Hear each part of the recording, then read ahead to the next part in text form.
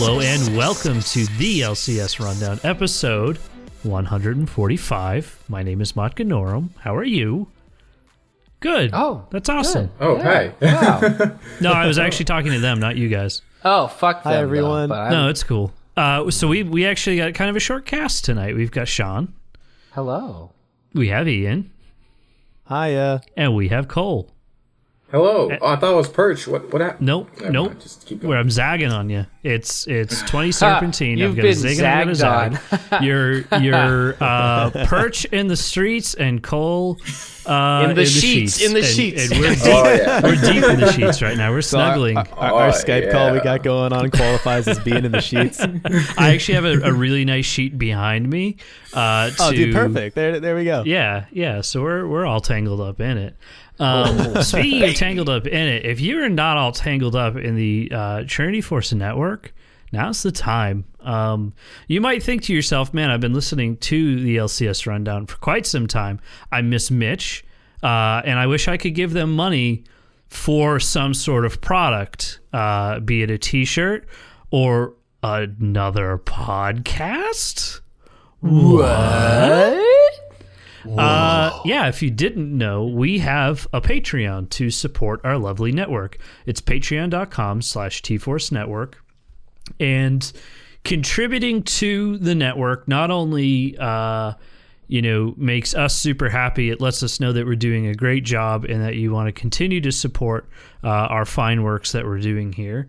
But there's also a couple of benefits in it for you as well. There is the Champion Select podcast, head up by our old good friend Mitch.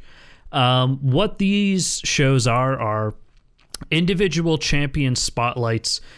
You can actually go and listen to a teaser episode that features Morgana, Nunu, and Corky on our Patreon page. That's patreon.com/TForce Network.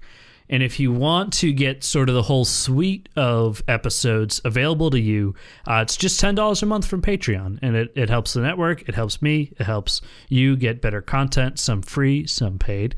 And it's great for everyone. And we love it. And we love you. And we love you for it. But speaking of all this love floating around, let's give some love to the LCS, because it was quite the week. Oh, was it?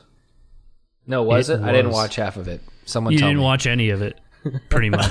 You just kind of sat there and thought, maybe I have a responsibility to some podcast listeners. He sat there for this he content. sat there doing absolutely nothing, staring at a wall while LCS was going on, and as soon as LCS was over, he's like, okay, I can do stuff now.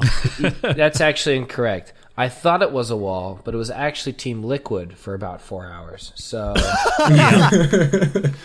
Yep. I wish that wasn't true, but unfortunately it is. Yeah.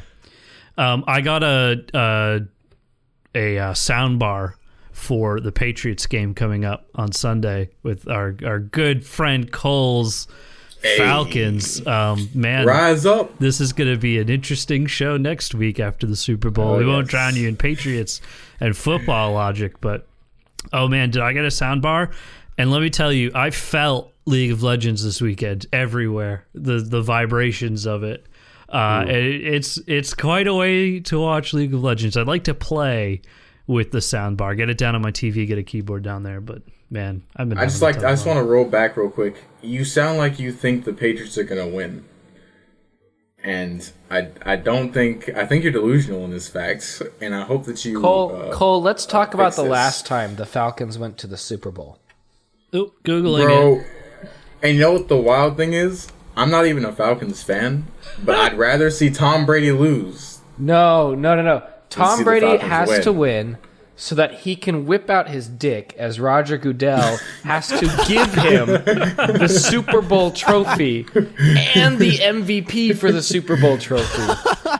No, see, Roger Goodell, he's going to delegate to someone else. But you're going to give him the trophy. I'm going to be at home. That's fine. I'm That's not when good he with whips out his dick, and on the tip of it is a picture of Roger Goodell. So everyone knows he was there. And here I was saying we were going to get into the Patriots, but now I'm heated. The NFL Films does this mic'd up series on YouTube, and there's this amazing thing of Julian Edelman where he's talking to some ref, and the ref's telling him like, "Hey, you're pushing off. You can't do that." And he starts getting mad and talking back to him, and then he's like, "Yeah, but I didn't throw it," meaning the penalty flag. And he goes, "Yeah, you're right. I just get so defensive sometimes. My therapist yells at me all the time." And he just walks away, and it's the best fucking thing. God damn it, I love that team.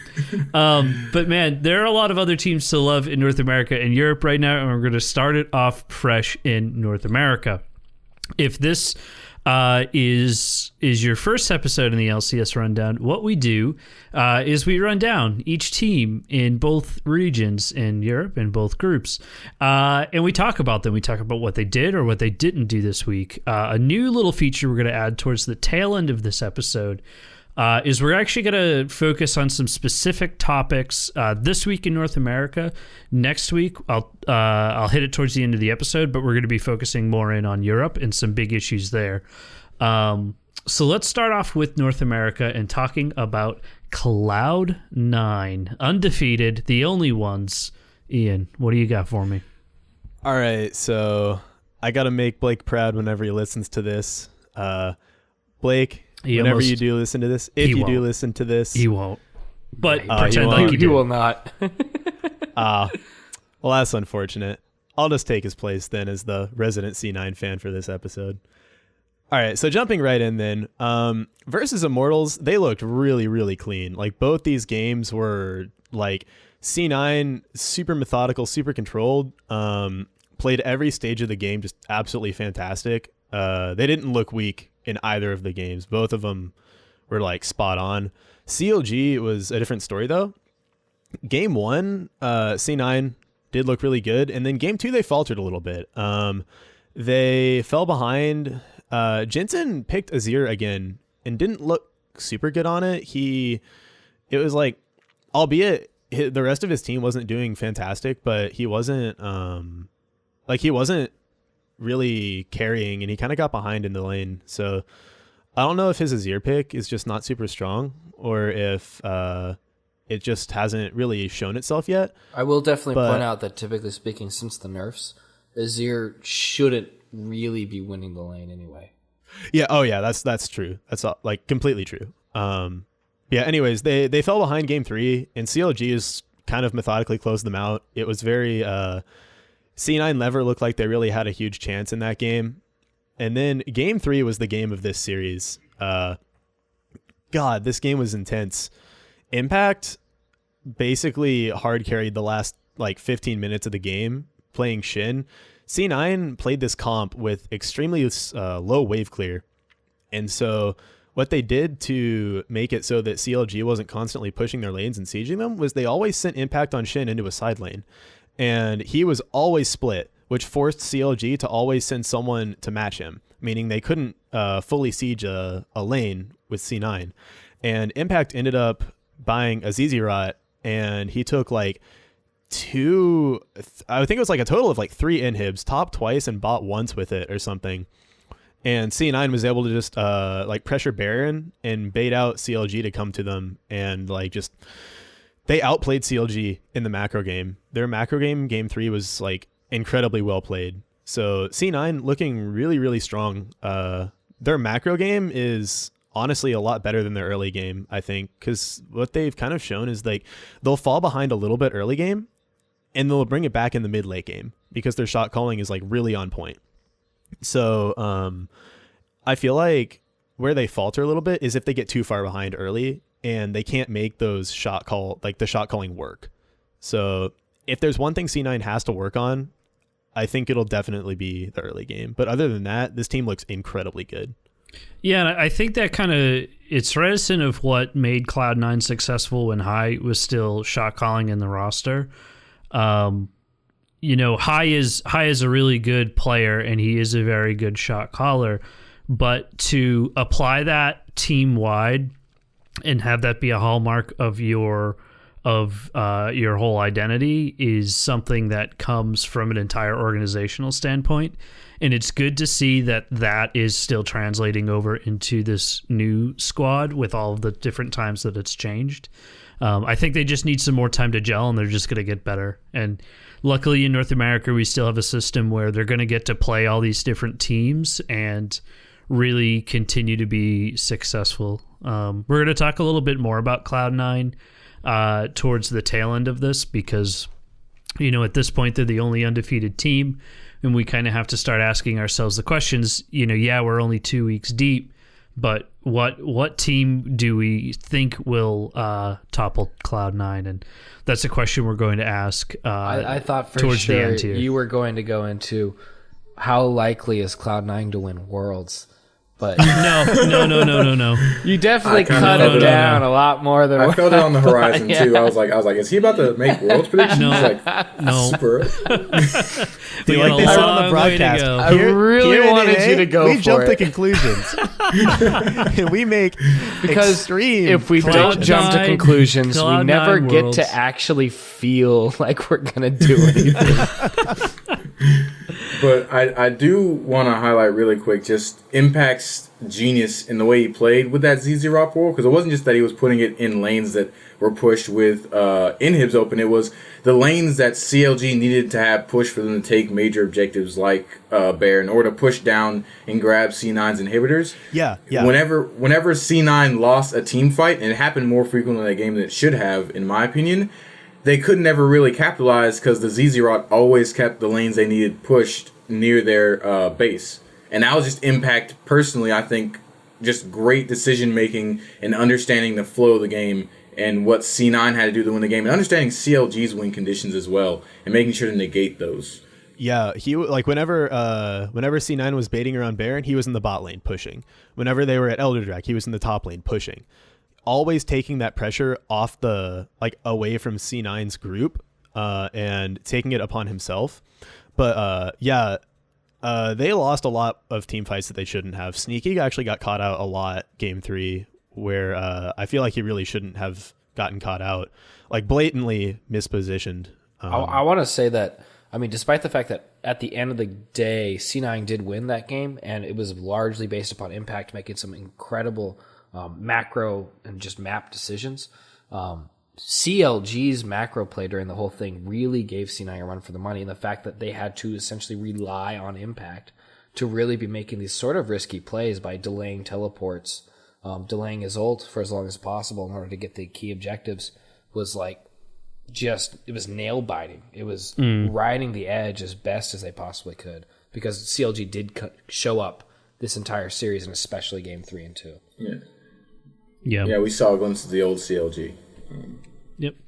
But we'll hit CLG a little bit more in depth in a bit here. But I want to kind of move along down to TSM, who I got to admit, coming into this week, I kind of felt like matchups against Dignitas and Liquid in the position that TSM is at this point, I was expecting a 1-1 week. I wasn't expecting to go 2-0. I'm obviously pretty pumped to do that. But in my mind, Dignitas was going to be the team that you had to beat because they were looking so great, and that was going to be standings position that you needed to capitalize on, and that Liquid was a team that you wanted to beat.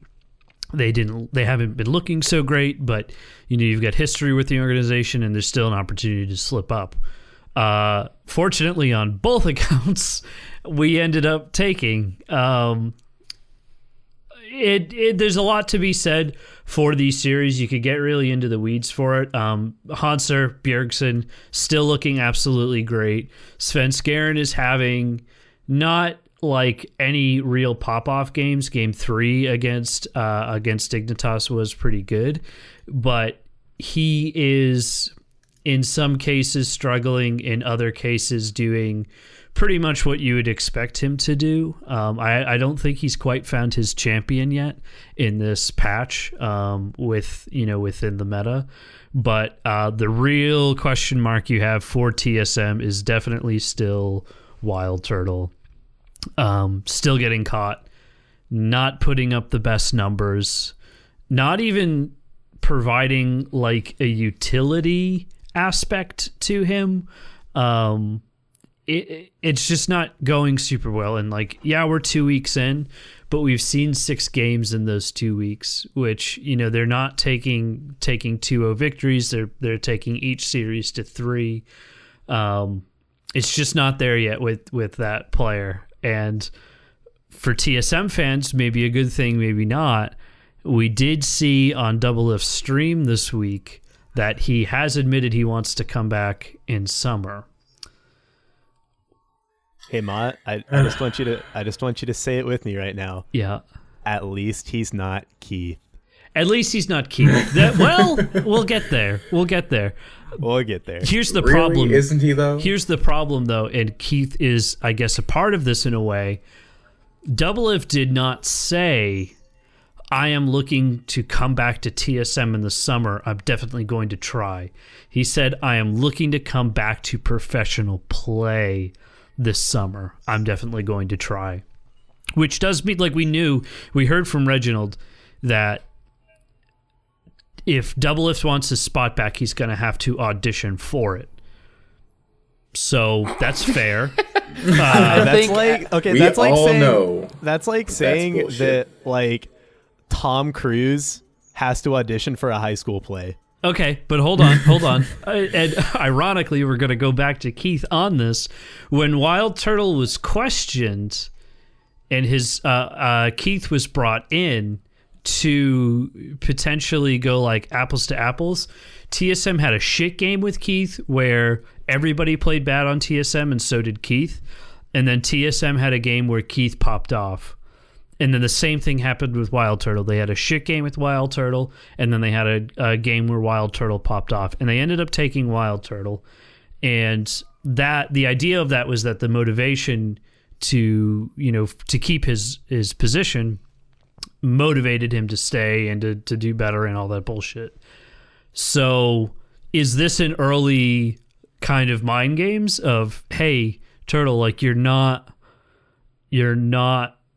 like immortal to make a terrible pun in your position here, like you've got to perform better than you are. But man, he still gets caught out. Like it's crazy. This is no mind game. We're too old for mind games at this point. Like he just frustrates me. I don't think you'll ever get rid of that in TSM. I am literally never too old for mind games. Let's be honest. At this point, like Reggie would be a fool to not bring back Doublelift. If he lets Doublelift go to another team, he's an idiot.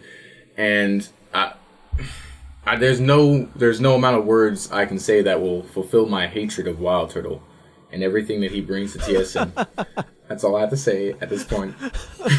Jesus. Yeah, but I mean, TSM fans can come out of this week feeling pretty good. It definitely wasn't guaranteed that we take the 2-0, but we'll take, tied for second this week and feel pretty good about it. Next week's going to be a little bit more interesting. You've got CLG, who's starting to look better in Phoenix 1. Those are going to be that's going to be a tough week. Like we weren't expecting it out of Phoenix, but here we are. And we can actually, that's probably a pretty good transition over to Phoenix 1. Really turning a corner as to what we expected. They had kind of an interesting week having to face off against Envy, which is kind of a wash at this point anyway, and Liquid, who, you can kind of throw it up into the air as to where they're going to go. You feel like they should be better, but they're not right now.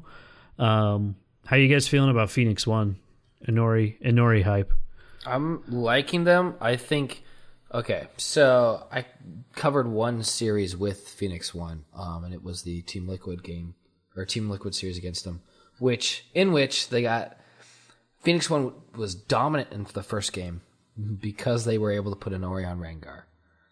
I think that Inori himself is a decent jungler, not phenomenal, but when you give him a champion like Rengar, you've pretty much just said, okay, we're GG at 20.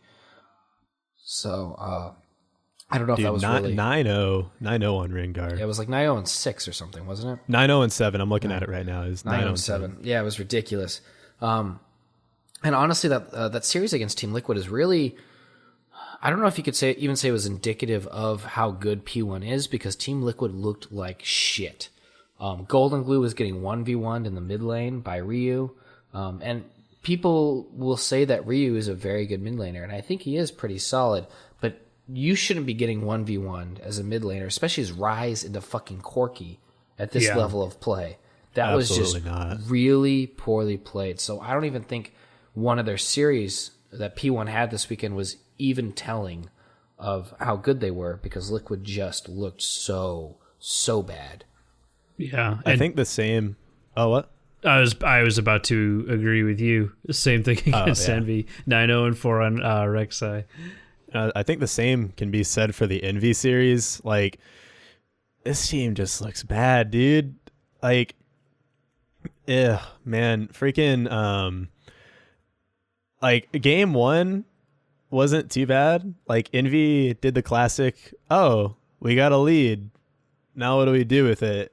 And they didn't look bad for all parts of the game. They looked all right early game, but game two was just like they just rolled over and died from the very first minute of the game. It was so bad. And Inori popped off super hard again. He went 9-0 on Rek'Sai in game two.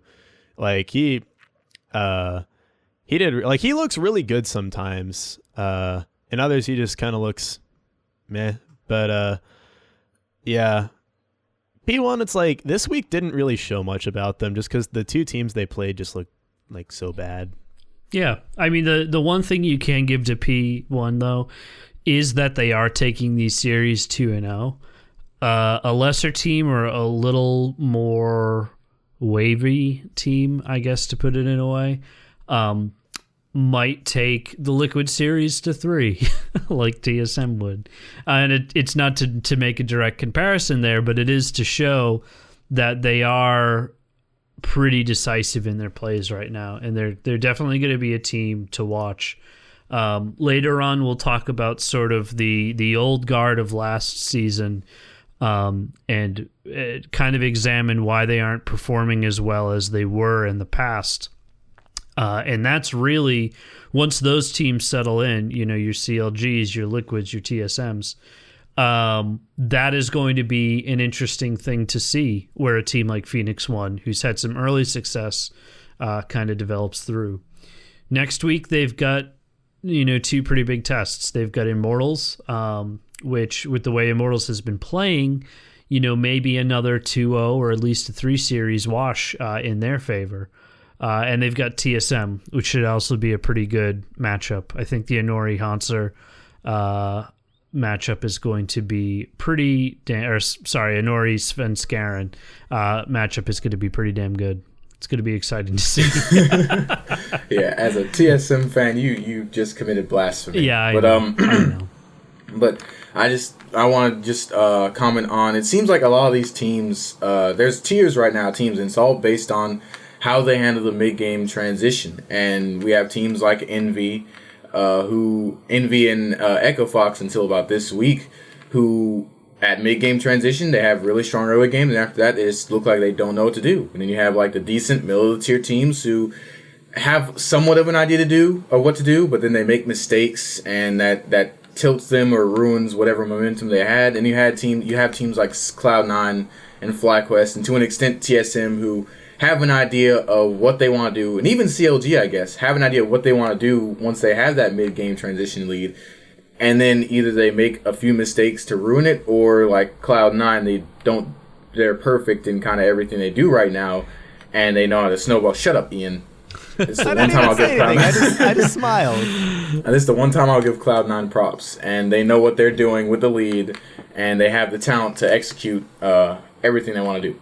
Yeah, it's funny that you mentioned FlyQuest and being quite up there in the roster. Not quite the situation for them right now. Taking actually their first loss this week, and not really looking very good doing it. They did lose to Fox in what was probably the most jaw-dropping pick ban that I think I've ever seen. Support Camille. Yeah. Hell yeah. This series was kind of weird. That pick got me so hot and heavy. Okay, so what's crazy about it is when that you go back and you watch this game, me. When you go back and you incredible. watch this game, we come into it, game one, with 5 bans already on the table. It's about like pick ban is about to end, and FlyQuest let the Camille go. They give the opportunity to Echo Fox and basically, challenge them in that sense to pick it. Like, pick it. We can handle it. They thought they could counterpick it with Poppy. Is Poppy a counterpick to that though? She's like a.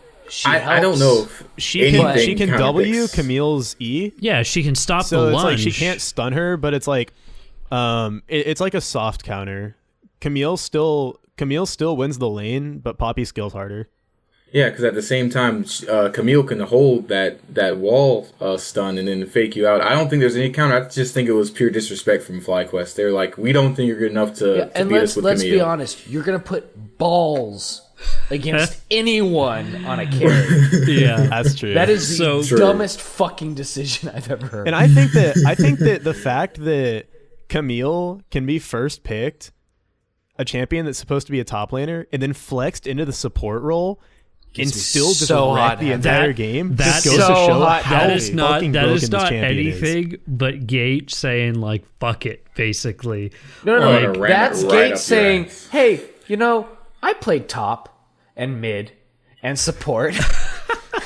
I can do this. He had an interview after the game. Yeah. He was like, they were like, what inspired you to pick this Camille, like the Camille support? Like, really? And he was like, well, I was playing this champion and I was like, this champion's really broken.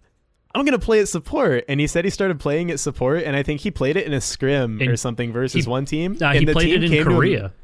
No, yeah, he played it in Korea. And then after the game he played, the guy he played against added him and was like, how do you counter this? Yeah, like what do you need to do? Insane. Because like when you think about it, when you have that like I'm a support and I'm gonna sit in the bush mentality, like you're popping out of that every single time. And Keith and Gate, that whole series popped off. I mean, we'll talk about it more in Fox. Because we're talking about FlyQuest right now, but throughout that Fox, throughout that Fox series, it did go to 3. FlyQuest just didn't look like they were really on top of it. That first game, there's not a lot of communication going on. Shot calling was very poor. And by the last in the series, it was just like, it was a lot of really close but really bad team fights. The gold was swinging in every which direction. It really came down to like just an absolute bloodbath, and Fox did well. And we'll talk more about where they were successful in a little bit. But talk to me about that CLG matchup. Right. So we're talking the FlyQuest. From the FlyQuest perspective, so as a CLG fan, it was not good. It was very smooth, good gameplay overall from FlyQuest. They looked much better in the macro play. Their individual play was a lot better. So they got 2-0'd. The one thing that they really did that I thought was really funny, and this seems to be FlyQuest's flavor, and it's something High's done before, so I'm not surprised to actually see it again, is the kind of the disrespect that comes from FlyQuest when it comes to picks and bans. They left up and I'm still looking for the thing, but they left up LeBlanc against Huhi, which is what he really made his name for, and it's how he even got to go pro, was how damn good he was in the challenger scene and onward with LeBlanc. I don't know why I closed all that shit. Hold on 1 second. Can I ask you a question, Sean? Because I know you have to rep your boys here, but when you 2-0 a series and this great pick that goes through ends up 2-3, is it disrespect or is it calculated? Well, I think you can look at FlyQuest and say they're trying to be calculated. They left up Camille, expecting to counterpick it with the Poppy and be okay. And I think this is a very similar sort of thing where they left up the LeBlanc, knowing that the Caston is strong into the LeBlanc regardless. Sure. In team fights and even in lane. But I think we can see, because of the two very different results, with two very different teams, that it is them pushing the boundaries of what actually is disrespect and what they think they can get away with. I think it's smarter of them to get rid of the LeBlanc. However, they were up a game, so they could throw a game away. Let's say Huhi did get super fed on LeBlanc and carried the whole thing. Oh, now we're back to a 1-1, and we ban the LeBlanc next game. And everything's back to normal. They probably win that game anyway because their macro play is just so much better than CLG's was this entire series. So I think it's a little bit of both. I think it's high pushing the limits because when I think anyone talks about FlyQuest and we talk about the decisions they make, I think everyone has to assume the decisions are being made by High and possibly Lemonation. And I don't think we've seen anything to dispute that from anyone. I don't think we ever will. So it's High and Lemonation deciding that they could leave this pick up. They could play against it. I think this is definitely some disrespect. And I think it actually came from the fact that CLG left the Rengar on the table. So FlyQuest kind of went, okay, then we won't ban LeBlanc because we can use the Rengar and we can fuck you up. And it doesn't matter what you pick. And so it was them, I think, testing the waters with a comp they've definitely used before. They're moving around the map in a way that made me think that they've definitely played this exact mid and jungle before. They just looked really good. They were very clean. The damage coming out of the Rengar and the Kassadin in all the fights was absolutely ridiculous. Really poor play, specifically from X-Smithy. They were able to just run over the jungle, and as soon as you run over X-Smithy for CLG, the game's over because he's the rock that their entire macro really relies upon. Yeah. There's other players moving around the map, but the one who really matters is X-Smithy because he's controlling the neutral space on the maps. And if he's not able to do that, it's over. And FlyQuest did a phenomenal job of controlling it. I think one of the signature things that FlyQuest has though is that confidence. We saw when they let Moon pick Kindred, he was like, "Well, I usually wouldn't pick it, but my teammates believed in me, so I did." And I think that when they picked the Kassadin, especially not the LeBlanc, I think the mind games, like we were talking about earlier, the mind games were what really kind of screwed CLG up, and they're like, "Oh, they left LeBlanc open." And then from that point on, they were on the back foot because they didn't think that FlyQuest had a good counter up left for the LeBlanc, and they pulled out the Kassadin. And it was like, okay, now we're on the back foot.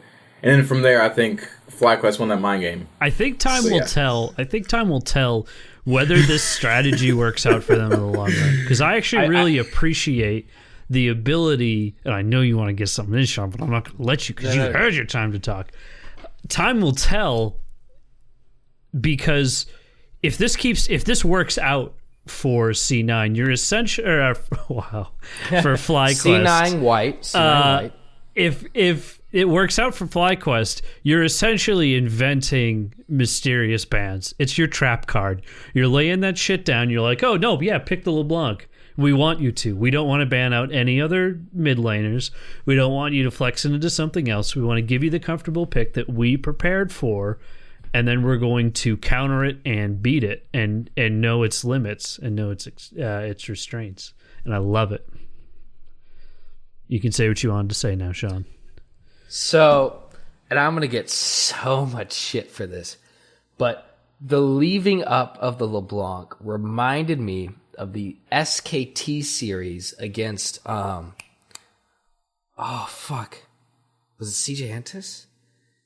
It was like a year and a half ago when they left up LeBlanc for Faker, who had at that point been 18-0 on the LeBlanc pick, and they left it up. I remember watching that. You remember this? Yeah. Yeah, I remember what you're talking about. Yeah. It was the deciding game, I think, of the series, and it's been a while. It's like 2 years for it's been a long time, yeah. But it was his first loss on LeBlanc. Because they purposely gave it to him and they counterpicked it. I don't know what they counterpicked. I know what you're talking about. Yes, I know what you're talking about. I remember that game because I thought they were screwed. What did they play? It was Morgana. They played Morgana into it. Yes, they played Morgana into it. Because Morgana's the old school counter to LeBlanc. And I thought CJ Entis was screwed, and then they put it to Faker. I don't think it was CJ Entis, but I can't remember what the team was. It might have been KT Arrows or KT Rollster, and I can't remember which it was. But the idea was, and I know I'm going to get shit for comparing CLG to SKT, especially this iteration, but like, it just, when I saw it up still, my immediate thought was, oh no, we're going to get fucking baited. This is going to be just like SKT, where you think this is an easy win because you left open this champ that should be phenomenal, and nope, fucking cock blocked. Yeah. So because Monty was sitting there like, why'd they leave it open? Oh my god, he's gonna wreck. And then it was like they. No, And Monty was honestly- at home saying, "Oh, we're gonna fucking play damn it, Overwatch all day." So the thing was in That's that probably what game he's doing actually, right Faker was actually able to pop off anyway, but the way that they had contained him within the lane, it let them just destroy the rest of SKT, and it was very That's different. the in this real game where they difference just between fucked everything. CLG and Yeah. SKT. Mooney's never gonna pop off anyway unless it's Aurelion Sol. I mean, But there's I mean, some that's things you can pop off. We'll But yeah, put no, a not like we'll that. put a bow on FlyQuest where like we're definitely not done seeing this team perform super well. They're only 3-1. They lost to Fox, which whatever. Like you're gonna have to lose some games, but this is still a really good team. It's got obvious weaknesses, but I think they can really work through this. We'll They kind remind of me a lot of like the classic. And once again, I'm gonna get fucking shit for comparing them, but they remind me a lot of classic CLG, where it's the sum of the parts are so much greater than the individuals, because Balls should be getting shit on. Moon looked garbage on every other team, but when you put High as the commander in chief, man. We could have it's a whole completely different team. podcast about Moon's performance this week, just like an absolute terror. But speaking of other teams who are kind of like CLG, in the sense that they play League of Legends, Fox will kind of wrap up the conversation about them rather. I'm seeing a lot very impressive out of Fox. Froggen is having like a renaissance. Froggen's still so good right now. Like he's drawing bans on Anivia. He's performing well when he actually plays him. He's being a very competent player, which is amazing. Acadian's popping off. He's the North American Yankos and the First Blood King. I still can't get over that game one against Fly. I mean, Looper has played Swain 7 times professionally and has never lost a game. He goes 6-0-6 on that champion, and none of that was during like the actual meat of the game. But the biggest weakness on this team is still the bottom lane. Like, yes, Gate was able to flex with the Camille pick, but he was still getting caught out. Keith was getting caught out. Okay. Really, really poor plays. Holy shit, did Keith look bad game one? Like, the Camille pick, like, that looked really good. But as soon as, like, the laning phase ended... Yes, and they did look good in the laning phase. They did more or less win that laning phase. They got kills, they made plays. It was great. But then as soon as the laning phase ended, Keith, like, within the span of 5 minutes, just gets caught out by Evelyn. Just, like, backing in a retarded place. Without, like, by the bottom lane river bush with no ward in that river bush. Like, his turret was still up, and he just backs in the middle of the lane when there's an Evelyn in the game. Like, dude, I know you don't play against Eve much. She's not played very often. But you're in the LCS. You're supposed to know these things. Like, don't back in the middle of a lane by yourself when there's an invisible champion in the game. Like, come on, man. Yeah. I'm not too surprised. I think we just need to expect a bad game or 2 or 3 or however many from Keith. He's just whatever. Wait, hold on. Oh god. Yeah, that's a week, right? Maybe 18 bad games from Keith. Yeah. 18. Yeah. But I think the most important thing is that they finally actually started playing like a team. I didn't get to watch all of the games, but the one game I did watch, they actually looked like a team this time. Looper, it wasn't like Looper on an island and then Froggen doing Froggen things on Nivea and then the bot lane sucking. I mean, Keith had his misplays, but outside of that, they were taking objectives of the team. The communication was on point. Team fights were better than they have been. I don't know if this is like an upward trend for the season for these guys, but it's definitely looking good, and I really feel good for Rick Fox. I think the best way to describe it is they look competent now. Yes.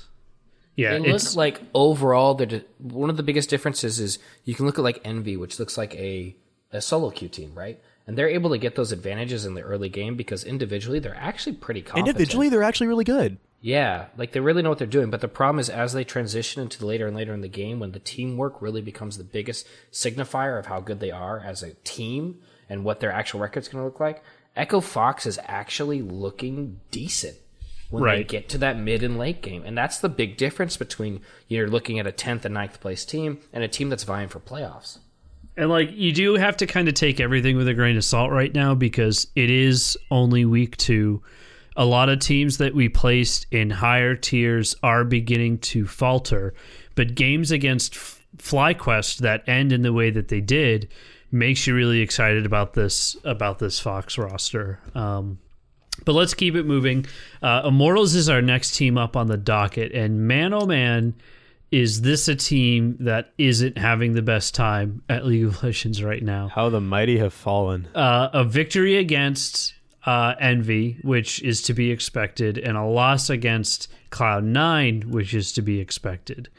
But at this point, like, this isn't a super solid performance in any stretch of the imagination. They look exactly the opposite of Echo Fox, where it's the individual parts look better than the sum, but it's just enough to get them the wins against teams they should beat. I mean, it's literally sometimes in mid and late game, it's like if Flame doesn't carry us, then we're screwed. Right. And Flame hasn't actually looked like that good. Yeah. And I expect that when like all the pressure's on you to carry because Dardoch hasn't been playing up to the superstar talent he's supposed to be. I know Mott's kind of happy about that. I know. I think he's right on par. So their bot lane definitely is underperforming. Cody's son, I know he's a rookie, but you're here for a reason. You got to kind of perform at least serviceably. You cannot get caught out and have poor positioning in team fights.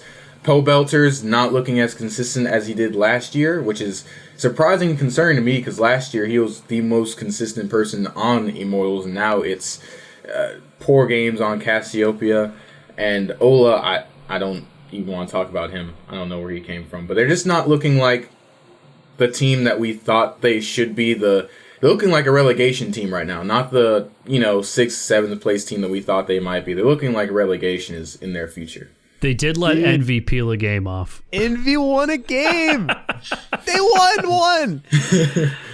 This is definitely like, this is a team that's going to be struggling. A lot of their identity of what made them successful, went away. Really, Pole Belter is the only one left from that original roster that was just so scary last season. But even that roster itself sort of fell apart at the end, which kind of tells you, like, is the back end of this team what is contributing to these losses? You've got a mixed group of just teammates. Like they're not gelling yet. They're not working together. They're not, there's something seriously missing there. And let me tell you, this is like the perfect storm of Dardoch tilt. Like I'm watching, I'm like, feeding the people who did the Liquid documentary. I'm giving like Immortals contact information over there. Like I'm ready for round 2. Let's follow the story. Let's keep this narrative going of like the inevitable Dardoch collapse. We're on Dardoch watch right now. Yeah. Instead of Poppy watch, whenever like Dardoch starts tilting and Immortals starts losing, just get a bunch of sound clips from Breaking Point and just like play them. Yeah, like seriously. Just like get sound clips of fucking oh my god, what is his name? The coach. Who's a piece of shit. Loco Doco? Yes, get like sound bites of Loco Doco just whining. Dude, that guy. You can make a soundboard of all the dumb stuff you get sound bites of the owner of Liquid or the GM Liquid 112 going, "You're doing it again. You're doing the when he used with the lighter thing. You're doing it." Yeah. Man, dude, the best. Basically, thing fuck Dardoch. He's an immature piece of shit.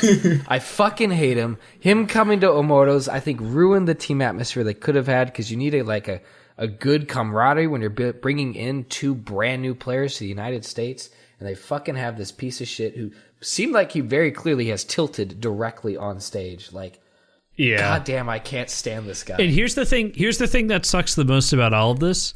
He's really, really good.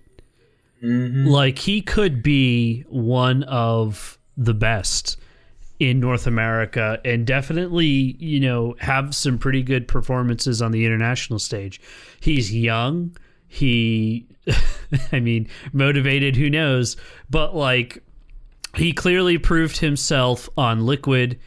The trip to Immortals could have been something more, but if the team continues the trajectory that they're on, it's not going to be a good thing for them.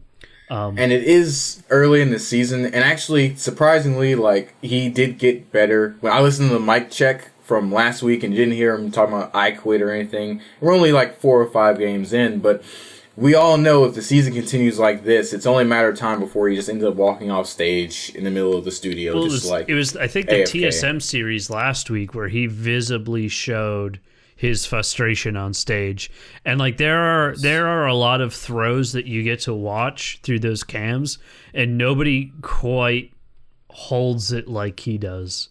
And if that's his composure on stage, I can only imagine what happens behind the scenes. But we're dwelling on him a little bit too much, which I think is unfair. We can move on and talk about Liquid losses against Phoenix One and TSM. I'm sorry, were we bullying Dardoch a little bit? Maybe he knows what that's like from the other side of that coin. Can we please avoid a lawsuit? I don't have the money to pay for that. It's all right. Come at me. You can't come at me. You can't touch us with anything. We're not worth anything. Patreon.com/T-Force Network. Please make us worth. Make us worth something. Sean, talk to me about Liquid and make it snappy because we got to get to EU. All right. So Liquid. This weekend, they looked like. I will not describe the GIF I used to. To represent exactly what they look like. But if anyone's wondering, just go ahead and hit me up on Reddit. It's JigglyDuffBro. And I'll send it to you. Basically, Liquid actually came into this week, I thought, looking pretty decent. They were one of the stronger teams in week 1. From NA. Looked like they had it together. Golden Glue was actually doing pretty well. And then they played this weekend. The matchup against TSM actually looked very solid. Golden Glue looked generally as a whole like a very competent mid laner. He gave Bjergsen a run for his money and stomped the entire TSM team while he was on Echo in game 2. But what the fuck happened to Reignover? And more importantly, what the fuck happened to Piglet? Piglet looked awful, I think, last week. And this week, he looked just as bad, if not worse. He was in terrible position, not dealing damage, making terrible decisions with his summoner spells, doing weird things during team fights, never actually in the right place at the right time. And I don't know if it's him working with Matt, or if it's the team atmosphere, or team's decisions maybe being made by Reignover, who's already struggling by himself, probably playing in a meta that's not really worthwhile for him in general, and hasn't been one he's really shown up on before. But this was bad overall from Liquid, especially the TSM game. And then, do I even really want to talk about the Phoenix 1 game? Because I really don't. They got fucking dominated. Ryu dumpstered Golden Glue. Inori shat on Reignover's chest. It was bad. It was some of the worst play from a Team Liquid team that I've seen since Piglet came over for the first time. Yeah, and there are several problems with him. I think this meta right now doesn't fit Reignover. He's always been one to enable his lanes, and the fact that it is now a jungle carry meta somewhat on Kha'Zix and Rengar, it doesn't fit him well because we know he has a skill, but it's not what he wants to do. And as far as mid lane... That's one argument, but I want to point out, a lot of people are playing Rek'Sai. True, Rek'Sai is probably the third most picked jungler, and she's played exactly as she always has been played. And it was only banned against him once, and it was game 3 from TSM. But right now, the MO is, Phoenix 1. Yeah. If a champion is S tier, then it's like, why not pick it? And I feel like that's why some of these teams are also being held back, so their champion pool is being restricted, because they're kind of being shackled by champion picks. Oh, he's up, why not pick it? Well, because we're not good at it. You see FlyQuest, pick Kindred, pick Evelyn. Don't be afraid to branch out. As far as Golden Glue, I never really had confidence in him as a mid laner. I always go back to I Am Guang Yi when he kind of chickened out of a team fight. I just don't really have confidence in his team fighting ability right now. I know he has the skills because I watched him in Challenger Series a bit, so I know he has the talent, but right now his team fighting and coordination are not good. Piglet, you want to see a tilt lord, he's even worse than Dardoch. During Breaking Point, he came to a point where he literally wouldn't get out of bed, and Dave Lim had to go and coddle him like a baby because he wouldn't get out of bed. So seeing that now, especially when the team is struggling, doesn't surprise me because he's like a 12-year-old kid that when he's not winning, he's, curls up in a corner and wants to cry and roll over a bit and, have a little snot come down from the nose, So hold on, Cole, what was your opinion of Phoenix? Because right now I have a semi-chub with your description of Piglet, who I also fucking hated. But I think Phoenix is even worse. What did you think? There's a lot of negativity going around this episode. He was like a 6-year-old. I remember. Yes! I thought Phoenix. Pants was coming okay. off. Hold on. I thought he was okay until I watched Breaking Point, and then I saw him in the playoffs throw a hissy fit in the back room because he didn't want to step up and be a leader for his team. And I was like, what type of player are you to where you're designated as the leader because things fell apart? Yes, we understand they fell apart, and that's not okay, but when we need you to step up, you act like a 9-year-old, 6-year-old. We don't need to sit on him because he's gone. I'm already fully erect now. We can move on to something else. Yeah. Fair, man. But this roster's got a lot to work on. They really can't be happy with their performance. I mean, this is, we didn't really talk about Laurel much, but this is his meta. I mean, his best champions are... Nautilus is on that list. He's not, statistics wise, he's not really up there. He usually has a negative goal differential, throughout different stages of the game. Not a solid win rate on any of the champions he frequents. But if there's going to be any meta where he could be successful, this would be the one. Liquid's going to have a hard time of it. Coming off of the embarrassment that was that documentary really isn't helping the team. You would hope that this would rally them and that you'd see better team play and you'd see a more connected group. And as of right now, we're just not seeing that. So hopefully next week when they play Envy, they can get a little bit of a boost off of that and kind of feel better about themselves. They have Fox, which might be pretty difficult, but at the same time, if that's a game you can win, you can feel really, really good about that. But let's move on to a team we weren't really expecting to be discussing this low in the tier. Dignitas. And this is kind of the last team I want to spend a considerable amount of time on. Because the rest are just dumpster teams, CLG and Envy. But you almost said it. Yeah. Sean is he's building it up. He's charging his power level. Let's talk about Dignitas. We had a lot of really high hopes for this roster. They have a lot of elements of what could be successful, and we gave them a lot of credit for their game against Cloud9 and for their game against Phoenix One, where they went 1-1. But this week they fall to TSM and they fall to Echo Fox. That's two tough hits to take right now. And like I mentioned with TSM in the beginning of this week, I thought that Dignitas was the team that TSM needed to beat to stay competitive this early in the season. But they did so in kind of, impressive style. There's still a lot of elements that work on this Dignitas roster, but, Law didn't have a solid week. Their team play overall, just not a lot of good decisions being made. Communication seems to be a pretty major problem for this team right now. Yeah, they they looked really, really good at first, and they're just kind of falling off a little bit. Versus Echo Fox, it was I don't know, man. Froggen still plays well. He's super consistent. And X Special in game 2 had a really bad game. It was like 8-0 on Zyra. Like that's not good.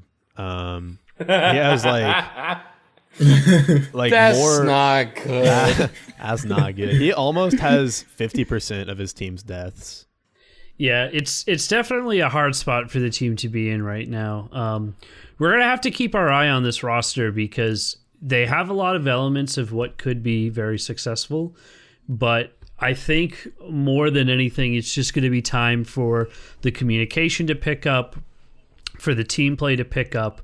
There's been a lot of rumors about like the way that scrimming has been breaking down and the kind of North American situation where only certain teams are scrimming certain teams is still pretty heavily at play, which just isn't good for the region as a whole.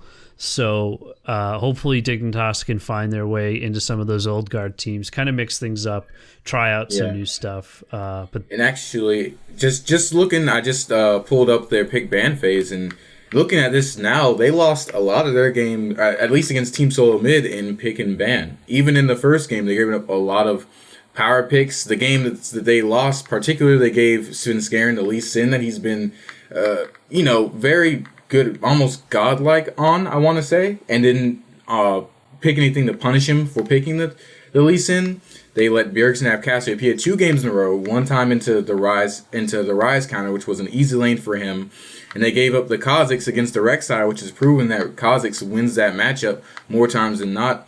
And I think this week especially, I think they lost their grasp on the pick and ban phase, and that's probably one of the reasons they lost the majority of their games, was just They lost their connection to understanding pick and ban. Yeah. We're going to have to see how they do next week. They've got some pretty tough games. They've got FlyQuest, which is going to be pretty difficult, and CLG, which, I don't know, Sean, you tell me. Oh, baby. So here's a refrain that is quite often heard for several years. CLG is the best bottom tier team in the fucking league. It's the second week, which is about the time when CLG fans realize, oh yeah, we're shit this year. And then, we start to expect to see some sort of improvement by like week 4. So we're kind of just like relaxing and, haha, yes, laugh at us, give us your doubt, and we'll win the league. It's fine.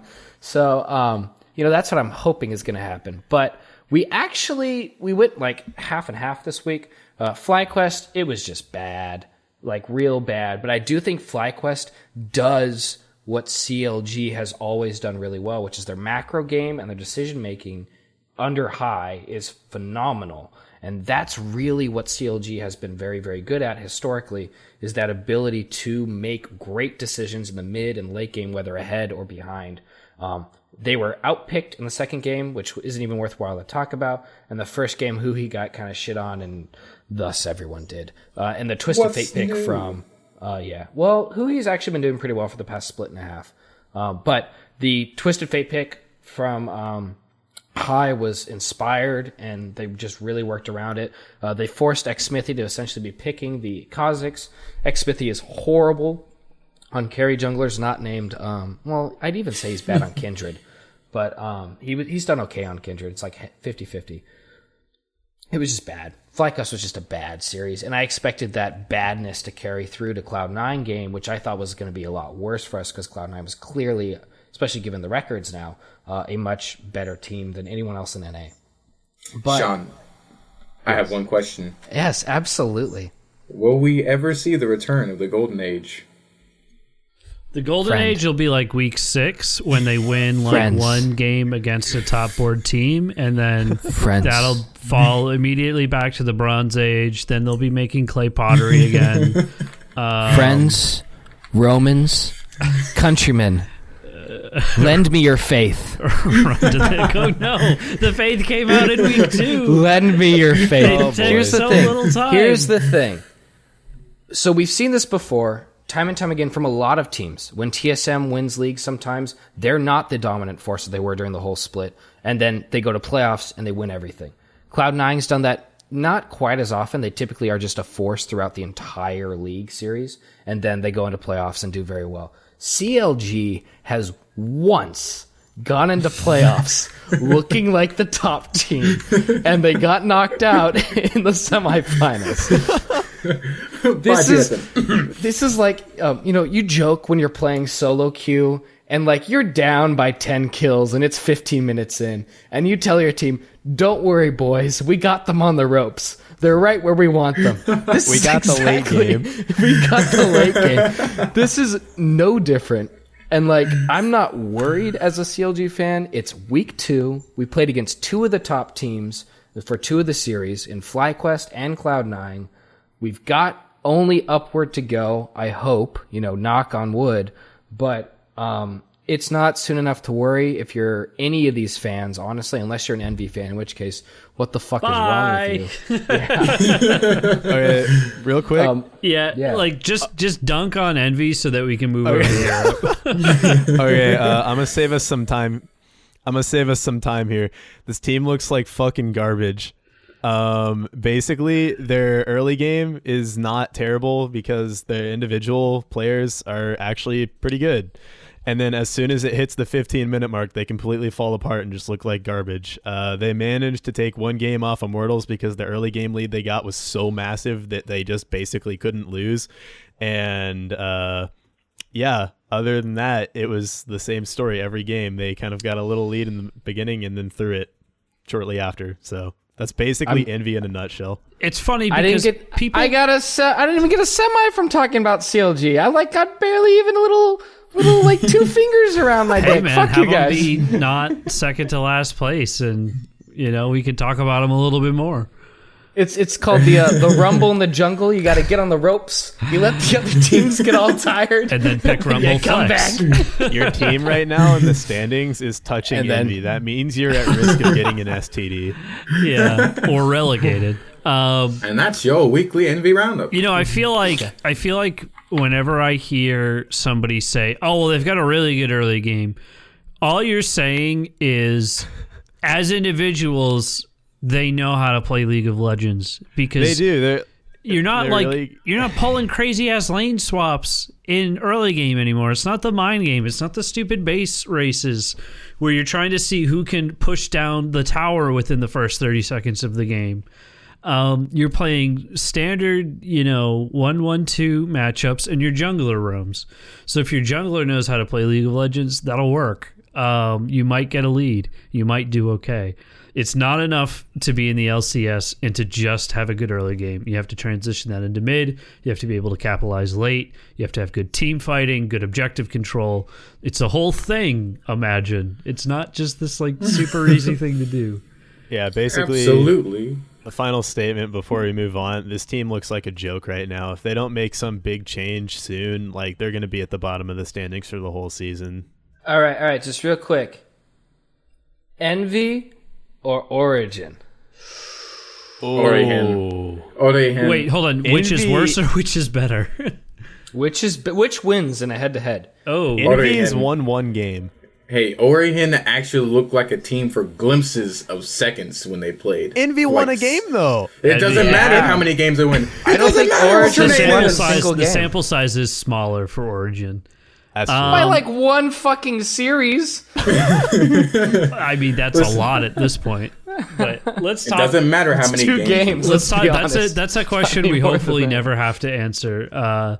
Let's talk about. Dude, that's the World Finals right there. Yeah. No, that's what they need to do for All-Star Week is have the 2 worst teams play each other. Oh my god, people would love that. Oh, I would watch the fuck out of that. That would be so good because they would just pick the most random ass picks. Oh god, that'd be great, right? Please. Okay, moving on. Yeah, let's talk about Europe. So Group A this week. So just to kind of give you a sort of glancing overview at Europe right now, we had this week and we have next week where we still have intergroup play. It's week 4 where things really start to get interesting because we start to have the cross group games come out. This format is so confusing. Yeah. Next week is going to be a heavy Europe episode because we're going to be looking at a lot of those matchups and kind of drawing some pretty significant conclusions. Because we're going to be able to say, depending on how these teams fare, looking into the further weeks, you can kind of mark it out and say, all right, well, here's the point where, we can start building sort of a playoffs outlook. But we had some pretty interesting games this week. We're going to start off with G2, Mr. Ian, in Group A. All right. So this team, I said last week that they looked really good, and I think that still stands. That still holds true. They still looked really good, especially versus Misfits, who was a team that was. Everyone was like, "Oh yeah, this team looks really good." This will be like G2 versus Misfits. This will be the match to watch, and it was. It was a very good series. G2 looked strong all the games, even though they dropped game 1. They did look very they looked coherent in the game. They didn't look like just a team that had no clue what they were doing. I do want to talk about the Ivern pick though. Like games 2 and 3, they brought out Ivern and just completely dominated with it. That pick just looks so strong right now. He has just an absurd amount of utility it built into his kit and just made those games just look completely unfair. Like that champion is super strong right now, and I don't understand why more people aren't picking him. Actually, I have a small note. Exile has said that G2 and UL have been scrimming each other exclusively. So G2 and UL are both playing Ivern, so I think it's because they both have unlocked the potential of this champion in scrims, and no other team has done that yet. And I think that's why they are actually the two strongest teams on, since they're like the only two teams that have played it, I think, so far. Mm-hmm. Okay, yeah, that makes sense. But yeah, like I want to see that pick come out more. Like it's super strong right now, and plus in the meta of having to like DPS down the tanks, and whatnot, if you even choose to try and attack the tanks, some teams are just going with a route of completely ignore them now, because they're so unkillable. But like if you go that route, Ivern is like the perfect pick to pick just a DPS mage mid lane like Cass or Ryze and just protect that pick and just let them DPS the tanks down. So that was like really my highlight of the series, was getting to see this champion played at like such a high level. Yeah. And Trix, especially with Trix always been go ahead. Yeah, I was going to say we did get to see that with Perks both times on Ryze and Cassiopeia. Just like super DPS heavy, kiting it out. So like I want this pick to be played more. I think we're gonna see it.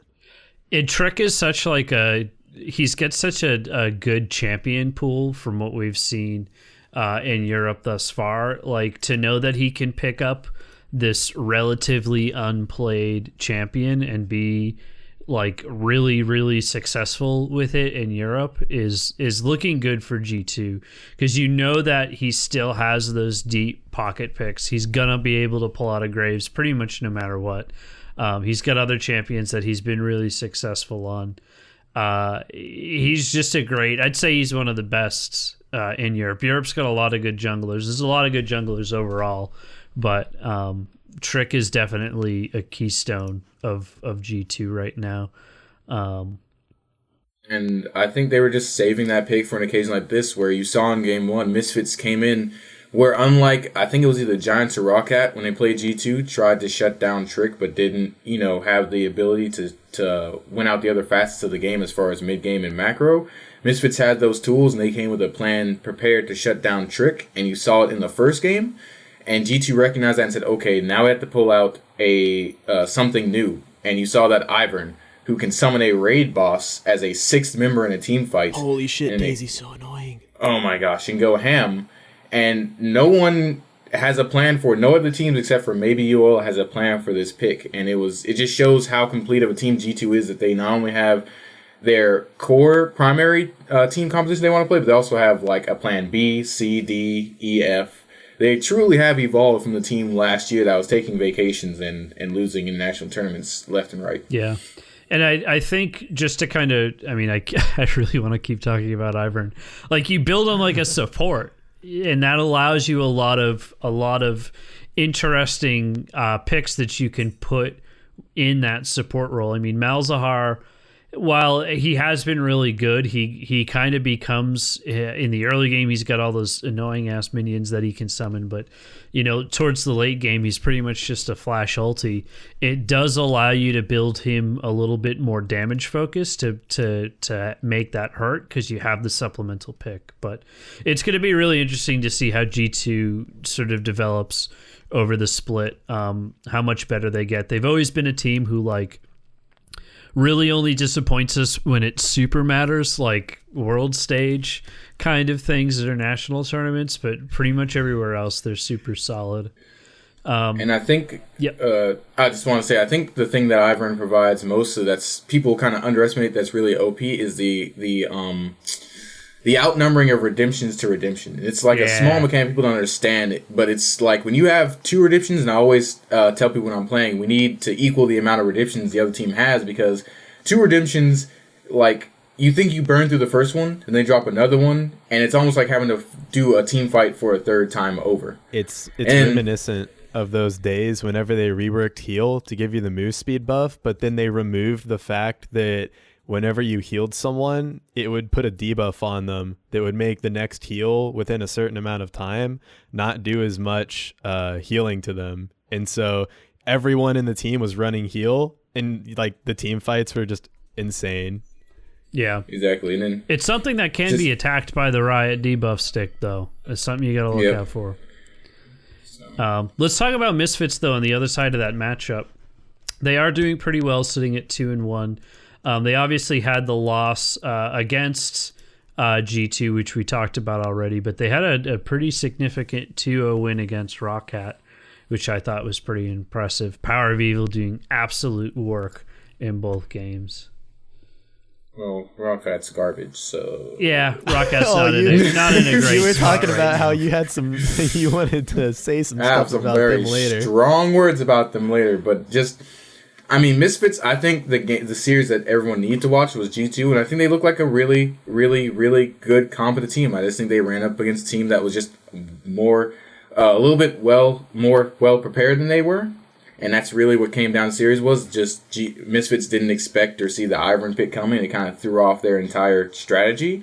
But I still think this is a team that will give G2 a run for their money in their group. Everyone on that team looks strong. Kakao looking like he's one of the more successful Korean imports in EU. Power of Evil finally finding a team that he can go off on. I think that's mainly just changing environments.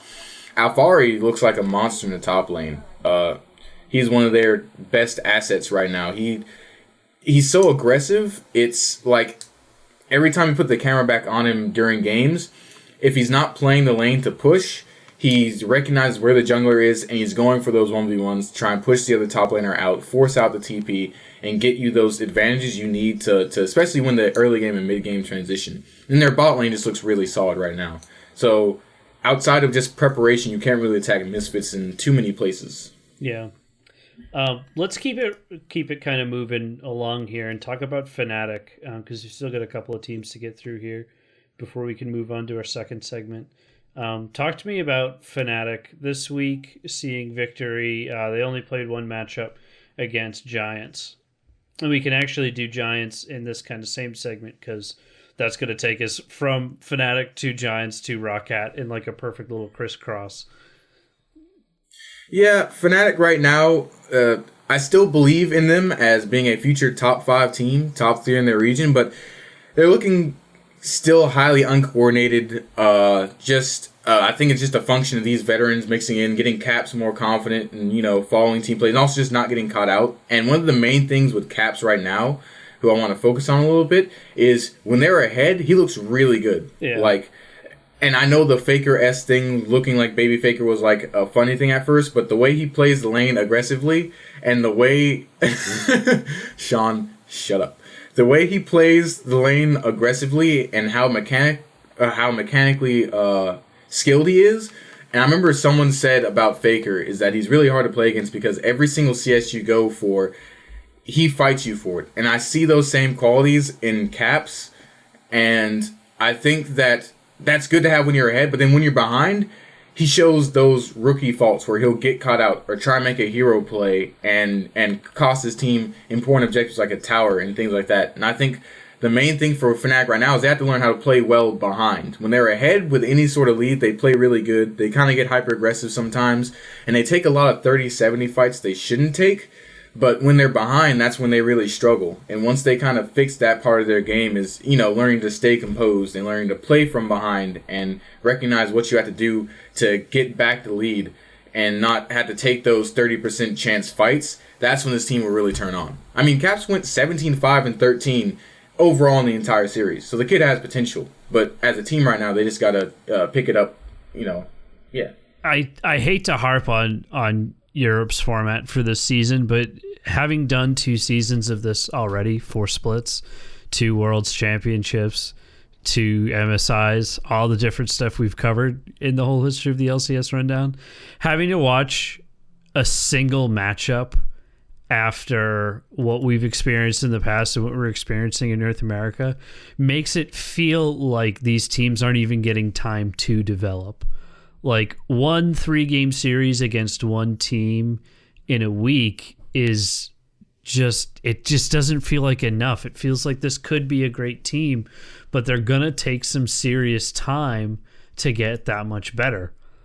And I kind of feel like where we're going to see this come out the most is when like MSI rolls around and you're going to put some European team into that international championship where they're going to be playing the best of the best, and it's going to hurt. It's going to hurt bad. Yeah. And that's the concern, is that the learning curve will come too late because, once they get into playing these teams twice in a row, it will pick up. But how late in the season will we have to wait before that actually kicks in, And EU, I just wish that they would just copy North America's format. I know you want to be different, differentiate yourself, but it's hurting your region as a whole. And it's not fair to your teams that want to try and do well at these international competitions for you to put them on the back foot trying to be different and innovative or whatever. Just do what everyone else is doing. And it just sucks that they had this happen to them twice in a row. They had the 2v2 format last year. Now they have this crazy they got the 3s, but now they have this other crazy ass format. We could go on for a while, but let's talk about Giants. Because they did have the one matchup that they lost against Fnatic, but then they went on to beat ROCCAT.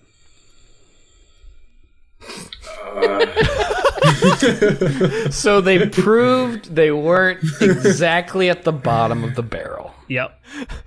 So that's enough. They went into that matchup with someone having to be the worst in this Group A, and Giants managed to bubble up to the top. And honestly, I'll talk about it a little later, but no, just keep going. It's got to be one coherent thought at this point because there's only 2 teams left in this group. Dude, just go for it. They were just trading stomps. It was okay, Giants, you take your turn stomping, then we'll take our turn stomping. Then the third game, we'll just throw it up in the air, and whoever stomps, yes. And Giants just won the coin flip. I mean, Memento went off, but that's because they gave him Kazakhs 3 games in a row. And of game 1 and 3, it was mainly just Team ROCCAT just being out of position, Kazakhs with that isolation damage, because, you find people standing in the jungle like bonobos, it's going to be an easy kill.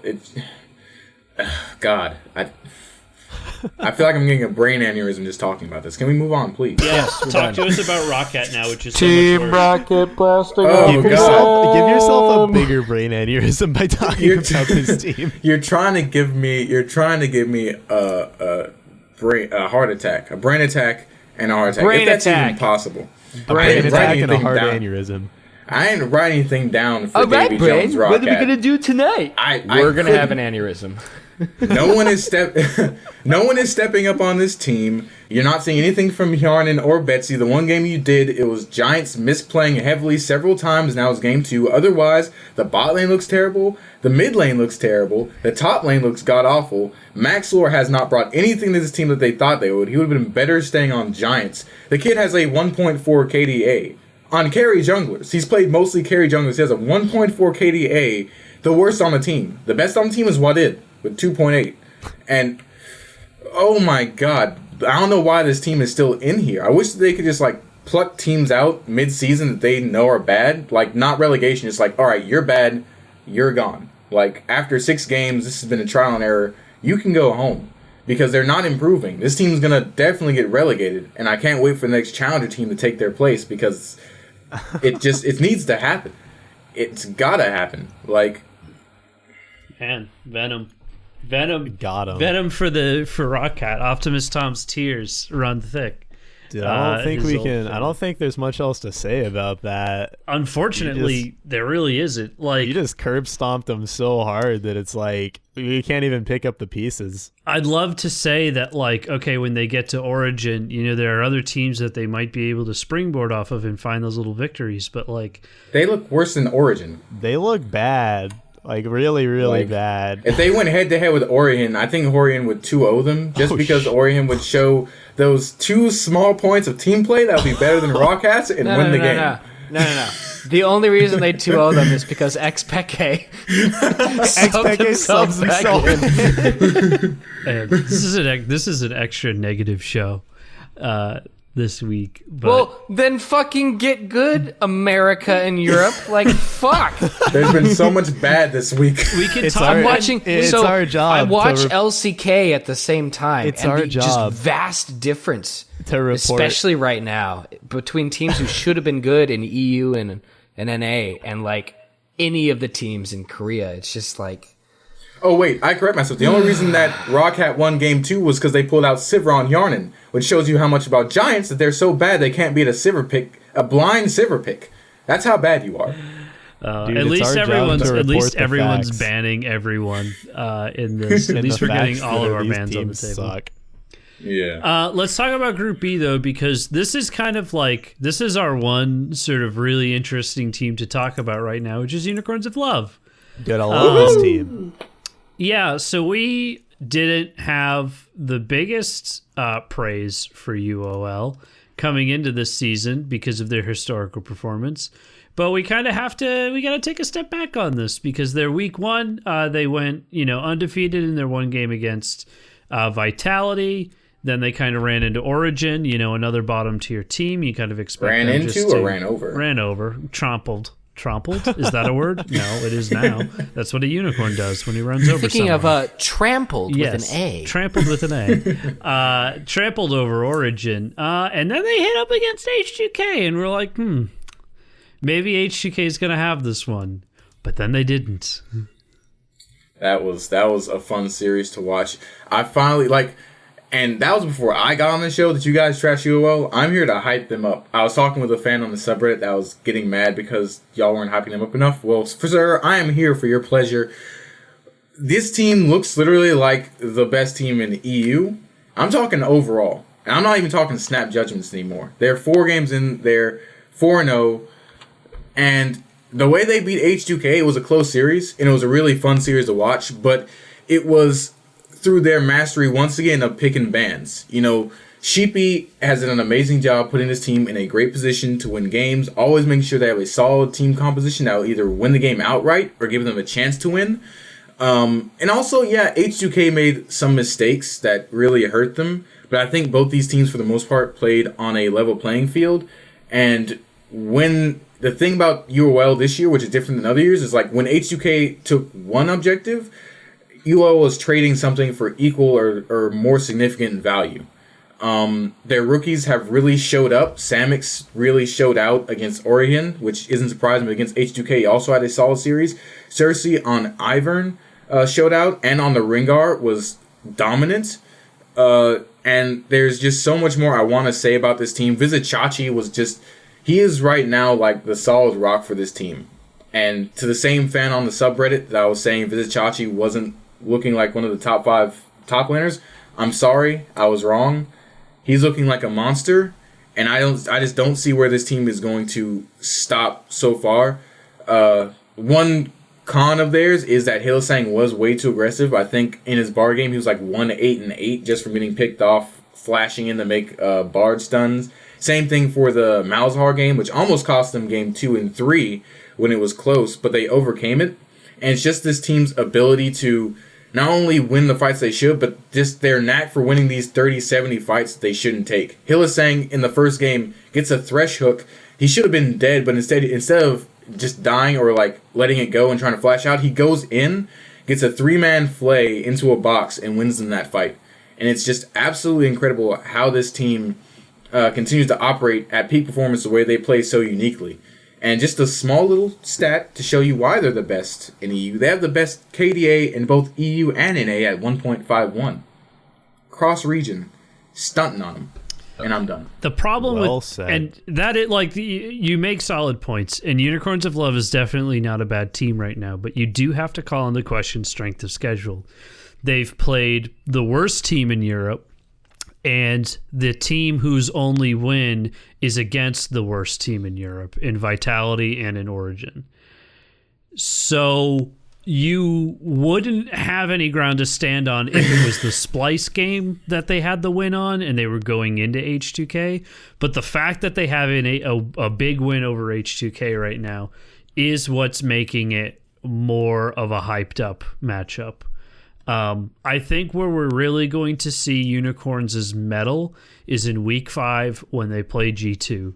That is going to be probably, if the trajectory stays the same, it could be either the semifinals or the finals matchup that we end up seeing. We'd have to take a look at how those brackets would play out, but that could end up being the pretty big matchup, and we are only going to get to see that once. It's right in the middle of everything, and if Unicorns can set themselves apart in the cross-group weeks, they definitely are looking to take the top of this group for whatever that's worth. We don't even really know right now. Yeah, circle that on your calendars, ladies and gentlemen, because that series is going to be super hot fire. Yep. But you can't also sleep on Splyce versus UOL. Splyce looking much better in their series this week. So next week will also be a real challenge. I'm talking about them. Yeah. Yeah, what do you got on Splyce, Sean? Well, the first week being extraordinarily bad for them. They looked out of sync, not really cohesive. They didn't look like a team that hadn't made any changes whatsoever. They looked like they had no idea what to do in the meta. This week, however, they were playing against a Vitality team that also hasn't looked good at all so far. But they just fucking dominated. Like, this was the Splyce I was expecting to see from day one. So this has only been their second series, so it's not like there's a heck of a lot to really take anything from. But Senkux dumpstered Nuke Duck. Like, I don't even think Nuke Duck looked like a challenger mid laner at this point. It was just fucking brutal. And I'm sure we'll talk about Vitality later. But what I fucking loved, both times Vitality lost in pick and ban. They gave up Rengar to Splyce both games. Trashy did extraordinarily well on it both games. And in the second game, Senkux took Mordekaiser mid into a Katarina mid as a counter pick. And he was dominant. It was brutal. He ended the match 4-1-13. There's a joke going around that may or may not be correct that Nuke Duck's ghost from the Mordekaiser ultimate dealt more damage than Nuke Duck himself on Katarina. I don't think it's accurate, but having watched the game twice now, it might be accurate. What was that one game in like LCK or something where there was a Vayne and like in the course of the entire game she did like 453 damage or something? Oh yeah, God. I watched that game. That was oh shit, who was on it? It was a fucking terrible AD carry too. It was like, holy shit, how are you actually that bad? Yeah, well the team, I think that game ended up being like a perfect game almost. There was literally nothing the Vayne could do. But yeah, it was bad. And this was about what we saw in this match. Splyce was just, what was so interesting to me is because they've only played 2 series now, but this was really good because they were able to say, not only do we have an understanding of how we can play the meta, especially if you're giving us Rengar, but they were able to say, okay, you're going to throw in something interesting, like a blind pick Katarina, we can play against that. And we can destroy it with a very strange pick. So, really liked what I saw of the Splyce boys. If this is indicative of how they're going to look for the rest of it, they're going to come out probably on top of the group or tied with H2K. So, that's a big statement considering you have an undefeated Unicorns of Love. That's going to make next week's matchup all the more zest. I think it's super hypey for next week. I think zesty is the 2017 word now. We're done with hype. We're going with it's only zest. Well, then this will have should have full zest for week 3. Yeah. Vitality and Origen are our only two teams. We kind of talked about H2K through the series against Unicorns of Love because, like, yeah, they did, you know, they dropped the match, but they still looked really good in a lot of different places. It's just, I think they weren't expecting Unicorns of Love to be as good as they were.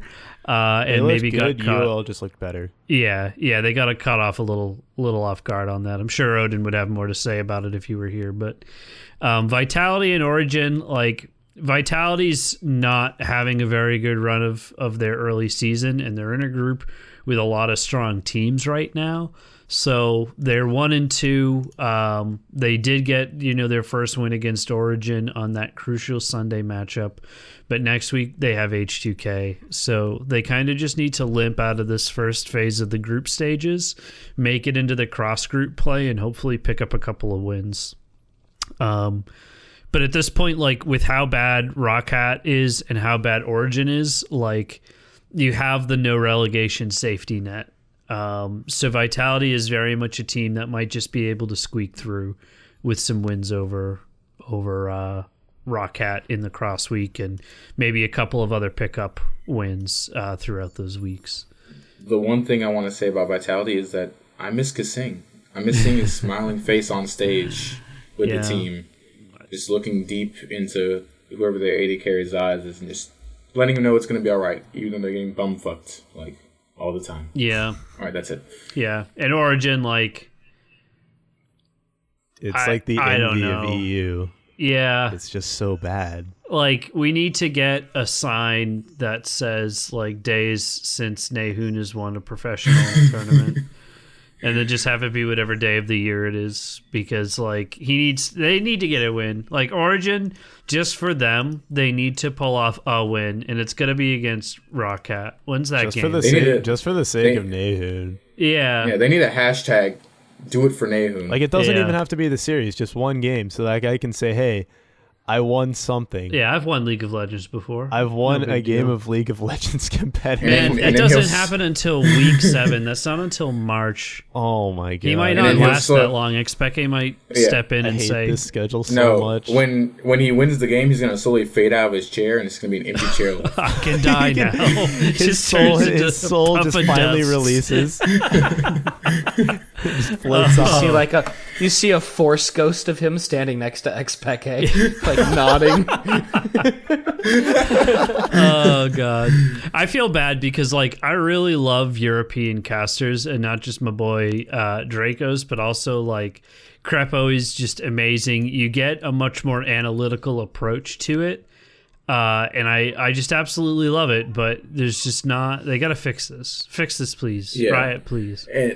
And on that note, because I was actually thinking about this the other day, I like how the EU casters focus on how the game is being played rather than, like, well, NA just focus on what's going on and what it will lead to.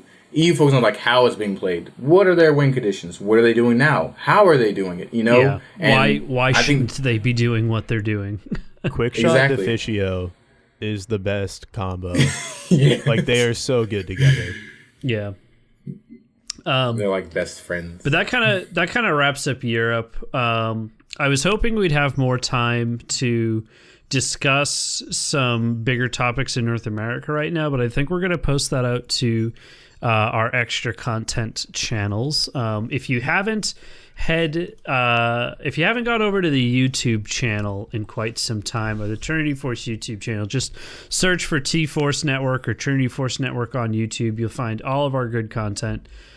We have actually been posting quite a bit this week. I think we put out 4 videos this week. We had some behind the scenes stuff. We had I pulled out, like, just the part where we talked about the 10-band system last week. And then we had, because last week was like this massive episode, even though we're only like 10 or 15 minutes shy of where we were last week with 3 less people. It was a 2-hour episode. It was a 2-hour episode. We're up to 140 right now by the record better. clock. Don't stop. Yeah, by the end of the season, it'll just be like, oh, hey, they played League this week. Bye. Oh, by the way, Origen's still bad. Yeah, Origen's still bad. Origen would be terrible. But yeah, so definitely go and check that out. I'm going to be posting a lot more stuff. We'll be posting games, even when we lose them super bad, that we all play together. And hey, join the TFN Discord, and you can play some games with us. It'll be a ton of fun.